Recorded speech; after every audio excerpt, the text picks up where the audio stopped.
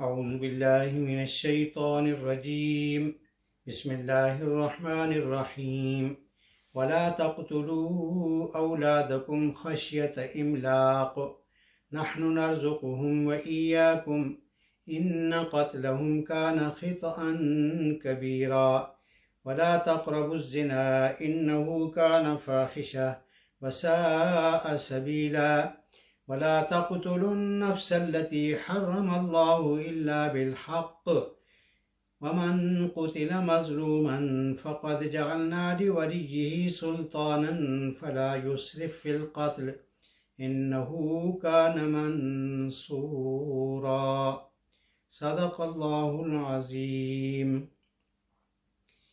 گرامی قدر محترم حضرات، میں نے آپ کے سامنے آج سورہ بنی اسرائیل کی آیت نمبر 21، 22 اور 23 کی تلاوت کی ہے۔ آپ کو یاد ہوگا کہ اس سے پہلے اسلامی نظام معاشرت کے 6 اصول بیان ہو چکے ہیں، جس میں سب سے پہلا اصول یہ تھا کہ اللہ رب العزت کے ساتھ کسی کو شریک نہ کیا جائے اور صرف اللہ ہی کی عبادت کی جائے، یعنی کہ اللہ رب العزت کی وحدانیت کو بیان کیا گیا تھا۔ اور اس کے بعد پھر ماں باپ کے ساتھ حسن سلوک، کہ ماں باپ کے ساتھ انسان کو چاہیے کہ وہ بہترین سلوک اختیار کرے۔ پھر اس کے بعد فرمایا کہ قرابت داروں، مسکینوں اور مسافروں کے ساتھ بہت اچھی طریقے سے پیش آنا، یعنی کہ ان کو حق دینا، اور خاص طور پر جب وہ ضرورت مند ہوں تو اس وقت ان کی مالی مدد کرنا، اور اگر کسی وقت انسان کی اپنی مالی حالت کچھ کمزور ہو تو ان لوگوں کے ساتھ نرمی کے ساتھ پیش آنا، یعنی سختی کے ساتھ پیش نہ آنا، یہ ایک اصول بیان کیے گئے تھے۔ اس کے بعد یہ بھی فرمایا گیا کہ بخل سے اجتناب کریں، بخل نہ کریں، اور اخراجات میں میانہ روی اختیار کریں، کیونکہ اگر آدمی اپنی ساری دولت پر یک وقت جو ہے نا وہ استعمال کر لے گا تو پھر کیا ہوگا کہ پھر خود ہی تہی دست ہو جائے گا، خود ہی مجبور ہو کے بیٹھ جائے گا۔ تو اپنے پاس جو کچھ ہے وہ اس کو میانہ روی سے خرچ کرے۔ تو یہ کچھ اصول جو ہے وہ بیان کیے گئے تھے۔ اب آج جو آپ کے سامنے آیات کریمہ تلاوت کی گئی ہیں، ان میں منہیات کا ذکر ہے، یعنی کہ ایسی چیزیں جن سے اللہ رب العزت نے منع فرمایا ہے۔ تو ان میں سب سے پہلی چیز جو فرمائی وہ یہ ہے کہ وَلَا تَقْتُلُوا أَوْلَادَكُمْ خَشْيَةَ إِمْلَاقٍ، کہ اپنی اولاد کو قتل نہ کرو۔ کس کی وجہ سے؟ فقر کی وجہ سے، فقر کے خوف کی وجہ سے اپنی اولاد کو قتل نہ کرو۔ اب اس کی 2 وجوہ ہو سکتی ہیں اپنے اولاد کو قتل کرنے کی وجہ سے۔ سورہ نحل میں اللہ رب العزت کا ارشاد ہے کہ وَإِذَا بُشِّرَ أَحَدُهُم بِالْأُنثَىٰ ظَلَّ وَجْهُهُ مُسْوَدًّا وَهُوَ كَظِيمٌ، یعنی کہ عرب کے کچھ لوگ ایسے تھے کہ جب ان کو بیٹی کی پیدائش کی خبر سنائی جاتی تھی تو ایسا لگتا تھا جیسے کہ ان کو بہت ہی کوئی بری خبر سنائی گئی، ان کے چہرے جو ہے وہ سیاہ ہو جاتے تھے۔ تو وہ اپنی بچی کی خبر سن کر پریشان ہو جاتے تھے، تو اس لیے ان کے یہاں یہ دستور یہ تھا کہ اپنی بیٹی کو قتل کرا دیتے تھے پیدا ہوتے ہی، یعنی کہ وہ جو دائی ہوتی تھی اس کو کہہ دیتے تھے کہ اس کو جا کر زندہ دفن کر دو۔ تو ایک تو یہ تھا، اور دوسرے یہ تھا کہ یہ اس وجہ سے تھا کہ وہ پسند نہیں کرتے تھے کہ لڑکی بڑی ہو جائے، پھر شادی کی اس کو نوبت آ جائے اور کسی آدمی کو جو ہے رشتہ دینا پڑے، یعنی کہ اس کو اپنے لیے باعث غیرت سمجھتے تھے، باعث ننگ سمجھتے تھے۔ تو اس وجہ سے وہ ان کو اپنی بیٹی کو قتل کر دیتے تھے۔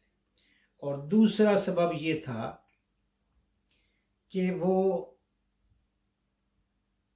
اپنی اولاد کو قتل اس لیے کرتے تھے کہ بھئی ان کو ہم کھلائیں گے کہاں سے، اگر یہ بچے بڑے ہو جائے یا چھوٹے ہی رہ جائیں تو ان کے کھانے پینے کا ہم بندوبست کیسے کریں گے۔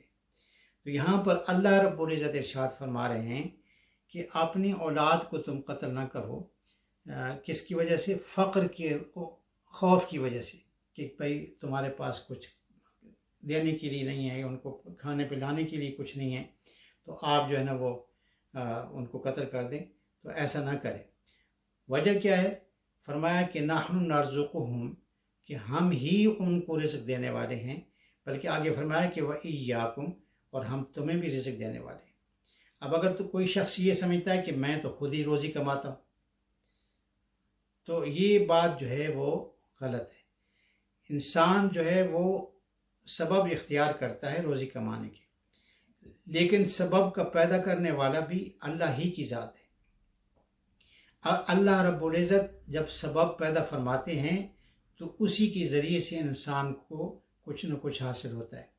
اب اگر اللہ چاہے کہ وہ سبب ہی ختم کر دے، وہ سارے وسائل ہی ختم کر دے، تو انسان کہاں سے لائے گا؟ تو یہ بات طے شدہ ہے کہ سارے کے سارے وسائل اللہ ہی کے اختیار میں ہیں، اس لیے کہ اگر اللہ نہ چاہے تو پھر انسان کچھ بھی نہیں کر سکتا۔ تو اللہ رب العزت ارشاد فرما رہے ہیں کہ اپنی اولاد کو فقر کے خوف کی وجہ سے قتل نہ کرو، کیونکہ اللہ رب العزت انہیں بھی رزق دینے والا ہے اور اللہ تعالیٰ تمہیں بھی رزق دیتا ہے۔ آگے فرمایا کہ ان قتلہم کان خطأ کبیرہ، کہ یہ جو ان کا قتل ہے یہ بہت بڑا گناہ ہے، گناہ کبیرہ ہے۔ تو یہ چیز جو ہے نا وہ انسان کو چاہیے کہ وہ اچھی طریقے سے سمجھ لے، کیونکہ اللہ رب العزت کا ارشاد ہے کہ اللہ رب العزت ہی رزق دینے والے ہیں، وہ خواہ کیڑے مکوڑے ہوں، وہ خواہ چرند ہوں، پرند ہوں، درندے ہوں، کوئی بھی ہوں، سب کو اللہ رب العزت ہی رزق دیتا ہے۔ فرمایا قرآن مجید میں اللہ تعالیٰ کا ارشاد ہے کہ وَكَأَيٍّ مِّن دَابَّةٍ لَا تَحْمِلُ رِزْقَهَا اللَّهُ يَرْزُقُهَا وَإِيَّاكُمْ، کہ کتنے ہی جانور ہیں جو اپنی روزی اپنی پشت پر نہیں لاتے پھرتے، یعنی اپنی پشت پر اٹھائے نہیں پھرتے وہ، بلکہ اللہ رب العزت ان کو رزق دیتے ہیں، اور وہ تمہیں بھی اللہ رب العزت ہی جو ہے نا وہ رزق دیتے ہیں۔ اللہ تعالیٰ کو جب تک کسی جاندار کی زندگی منظور ہوتی ہے وہ اس کو روزی کا بندوبست کرتا رہتا ہے، لہٰذا تم اپنی اولاد کو فقر کے ڈر سے قتل نہ کرو۔ صحیحین یعنی کہ بخاری و مسلم کی ایک روایت ہے جس میں حضرت عبداللہ بن مسعود رضی اللہ تعالیٰ عنہ کا قول ہے کہ انہوں نے حضور اکرم صلی اللہ علیہ وسلم کی خدمت میں عرض کیا کہ ایو ذنب اعظم، کہ سب سے بڑا گناہ کیا ہے؟ تو حضور اکرم صلی اللہ علیہ وسلم نے ارشاد فرمایا کہ ان تجعل للہ ندا وہو خلقک، کہ سب سے بڑا گناہ یہ ہے کہ تم اللہ کا شریک بناؤ حالانکہ اس نے تمہیں پیدا کیا ہے۔ تو یعنی کہ سب سے بہت بڑا گناہ جو ہے وہ یہ ہے کہ اللہ تعالیٰ کے ساتھ کسی کو شریک ٹھہرایا جائے۔ پھر ابن مسعود رضی اللہ تعالیٰ عنہ نے پھر عرض کیا کہ حضور اس کے بعد بڑا گناہ کون سا ہے؟ تو آپ علیہ الصلوۃ والسلام نے ارشاد فرمایا کہ ان تقتل ولدک مخافۃ من یطعمہ، کہ تو اپنی اولاد کو اس ڈر سے قتل کرے کہ اس کی خوراک کا بندوبست کون کرے گا۔ تو اپنی اولاد کو اس ڈر سے قتل کرنا کہ ان کی خوراک کا بندوبست ہمیں کرنا پڑے گا، یہ سراسر اللہ تعالیٰ کے کام میں دخل اندازی کے مترادف ہے، تو لہٰذا ایسا نہیں کرنا چاہیے۔ پھر اس کے بعد انہوں نے تیسری بار عرض کیا کہ یا رسول اللہ صلی اللہ علیہ وسلم اس کے بعد کون سا گناہ ہے؟ تو حضور اکرم صلی اللہ علیہ وسلم نے ارشاد فرمایا کہ اگر کوئی شخص اپنے پڑوسی کی بیوی کے ساتھ زنا کا ارتکاب کرتا ہے، زنا تو ویسے ہی بہت بڑا گناہ ہے اور بہت ہی کبھی حرکت ہے، لیکن اگر کوئی شخص اپنے پڑوسی کی بیوی کے ساتھ زنا کرتا ہے تو یہ سب سے زیادہ کبھی حرکت ہے اور بہت بڑا گناہ ہے۔ تو یہ بہرحال فرمایا یہ جا رہا ہے کہ اللہ رب العزت جو ہے وہ رزق دینے والے ہیں، اللہ تعالیٰ کی ذات رزق پہنچاتی ہے سب کو۔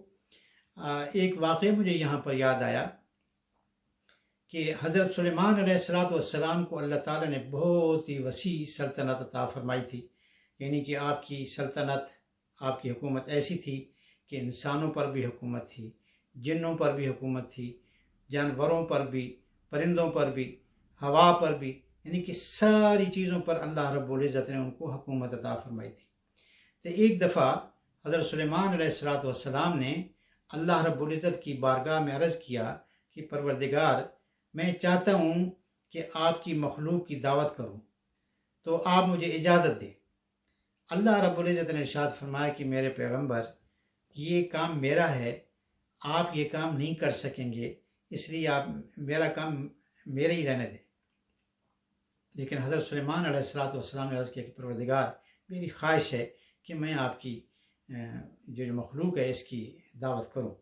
تو خیر اللہ رب العزت نے اجازت دے دی۔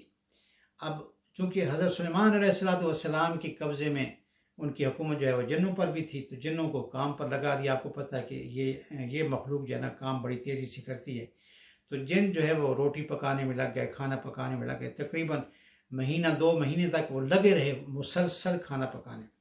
اب یہ بھی ایک قسم کا آپ اندازہ کریں کہ یہ پیغمبر کا وہ تھا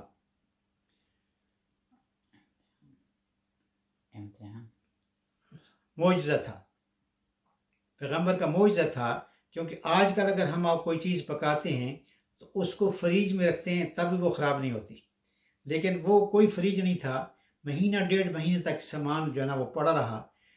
جس چیز کو ٹھنڈا رکھنا تھا وہ ٹھنڈی رہی، اور جس چیز کو گرم رکھنا تھا وہ گرم رہی، تو اس میں کوئی خرابی نہیں پیدا ہوئی۔ تو جب وہ 2 مہینے تک کھانا تیار کر لیا تو حضرت سلیمان علیہ السلام نے دسترخوان لگایا اور اللہ رب العزت کی بارگاہ میں عرض کیا کہ پروردگار اپنی مخلوق کو بھیجیے، دسترخوان لگ چکا ہے۔ اب اللہ رب العزت نے حضرت سلیمان علیہ السلام سے پوچھا کہ بھئی پہلے خشکی والی مخلوق کو بھیجوں یا سمندری مخلوق کو بھیجوں؟ تو حضرت سلیمان علیہ السلام نے عرض کیا کہ پروردگار، خشکی والی مخلوق کو تو میں دیکھتا رہتا ہوں، میرے سامنے ہے، آپ سمندر کی مخلوق کو بھیجیں۔ تو اللہ رب العزت نے ایک مچھلی کو بھیجا، اور اس مچھلی نے کیا کیا کہ ایک ہی لقمے میں وہ جو 1 مہینہ یا 2 مہینے میں جو کھانا تیار ہوتا رہا وہ ایک ہی لقمے میں کھا گئی، اور دوبارہ اس نے منہ کھولا تاکہ مجھے اور دیا جائے۔ تو اب وہ ان کے پاس تو تھا نہیں۔ حضرت سلیمان علیہ السلام پریشان ہو گئے کہ یا اللہ یہ کیا ماجرا ہے۔ اللہ رب العزت نے فرمایا کہ اے میرے نبی، اس مچھلی کو میں 3 لقمے ایسے کھلاتا ہوں روزانہ۔ تو اللہ رب العزت رزاق ہے، اس کی صفت کو کوئی نہیں پہنچ سکتا۔ اللہ تعالیٰ اس کی کتنی مخلوقات ہے یہ کوئی نہیں جانتا، کہ انسان اس کی مخلوق ہے، حیوان اس کی مخلوق ہے، درندے پرندے اور چرندے، کتنی مخلوق ہے۔ یہ ہم کیڑے مکوڑے سب کو اللہ رب العزت رزق عطا فرماتا ہے۔ آج اس دور جدید میں بھی کچھ بعض اعلی عقل ایسے پیدا ہو گئے ہیں کہ وہ برتھ کنٹرول کے پیچھے لگے ہوئے ہیں کہ آبادی جو ہے کم سے کم کی جائے، بچے کم پیدا کیے جائیں کیونکہ وسائل کم ہیں۔ تو یہ ان کی خام خیالی ہے۔ اللہ رب العزت نے یہ جو نکاح کا سسٹم رکھا ہے وہ اسی لیے رکھا ہے کہ نکاح ہو تاکہ میری مخلوق زیادہ بڑھے، اور خاص طور پر حضور اکرم صلی اللہ علیہ وسلم کی امت جو ہے وہ زیادہ سے زیادہ پیدا ہو۔ اب جو آج کل کے یعنی کہ اعلی عقل ہیں وہ یہ سمجھتے ہیں کہ بچے 2 ہی اچھے، اب بچے 2 ہی ہوں گے تو بھائی ہم ان کو اچھے طریقے سے کھلا سکیں۔ بھائی ہم کون ہوتے ہیں بچوں کو کھلانے پلانے والے؟ آپ ذرا سوچیں کہ حضرت آدم علیہ السلام اکیلے آئے تھے دنیا میں، تو اس وقت ان کی ضرورت پوری ہوتی تھی، اور آج اربوں کے لحاظ سے انسان اس دنیا میں رہتے ہیں، اور اللہ رب العزت ان کی ضروریات پوری کر رہے ہیں۔ اس میں حیوانات بھی ہیں، جنات بھی ہیں، سب بہت ساری مخلوقات ہیں جن کی اللہ تعالیٰ مخلوقات ان کی جو ہے نا وہ ضروریات پوری کر رہے ہیں، اللہ تعالیٰ ان کو رزق دے رہے ہیں۔ تو یہ چیز جو ہے نا انسان کے سوچنے کی نہیں ہے کہ انسان کہاں سے پورا کرے گا۔ ہاں یہ دوسری بات ہے کہ اللہ رب العزت نے وسائل بہت عطا فرمائے. یہ دوسری بات ہے کہ ہم وسائل کو ضائع کر دیتے ہیں. تو جیسے کہ پچھلے دنوں ہمارے پاکستان کے لیے بھی یہ بات مشہور تھی کہ پانی ختم ہونے والا ہے.